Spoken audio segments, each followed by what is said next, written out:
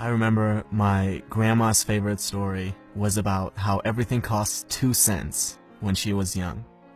But now, everything constantly got more expensive. And it was all because of the government. These uneducated pigs didn't know how to control prices. And when I was privileged enough to hear the story, her complaining would last for hours and hours.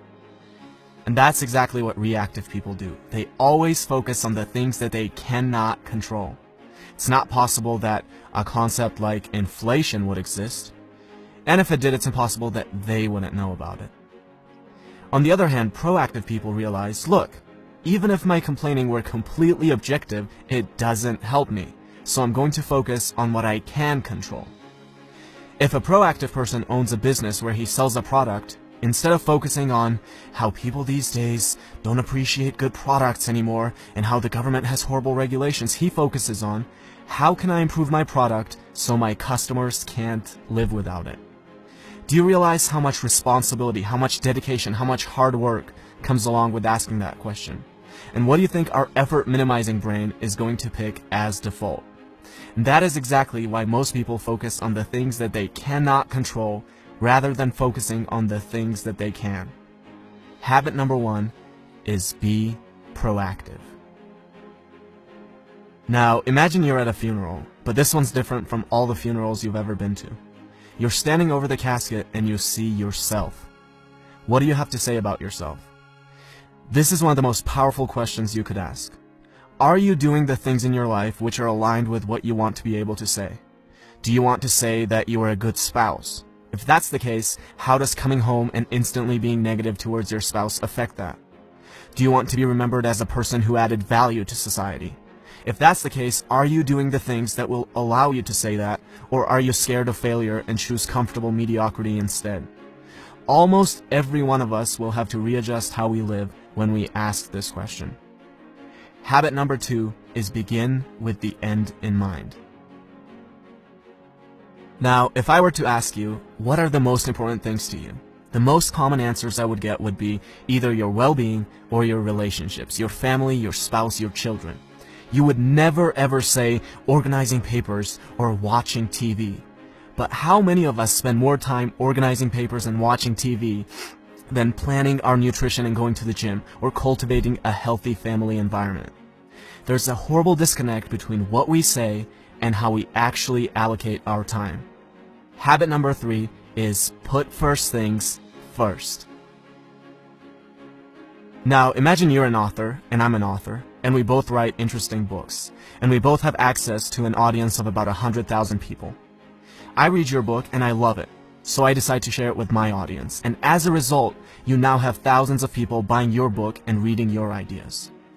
You see this and think, who is this guy? Let me take a look at his book. You start reading my book and think I have ideas that are valuable, so you decide to share it with your audience. And as a result, I now have thousands of people buying my book and reading my ideas. Notice how different this is from my creating a little creepy Amazon account, finding your book and leaving a bad review, hoping that this will deter a few people from buying your book, which will in turn somehow get them to buy my book. Habit number 4 is think win-win. Stop thinking of everything as a zero-sum game. For you to win, another person does not have to lose. Something I want my viewers to do is to subscribe to my channel. But you will never hear me say, well, I worked really hard, guys. I dedicated so many hours to this. Please subscribe. Look, who cares if I worked hard? Who cares if I've spent days creating this video? The real questions are, does it offer value to you? And why should you dedicate your time to subscribing when you could be doing anything else that you want? Habit number 5 is something that I try to use every single day with every interaction that I have and with every comment that I reply to, and it is this: seek first to understand, then to be understood. Now, imagine there are 2 people and a tree with 5 apples on it. They're both too short to reach the apples, but if one of them sits on the other's shoulders, he can reach all 5 of the apples. This is called synergy. The whole is greater than the sum of its parts.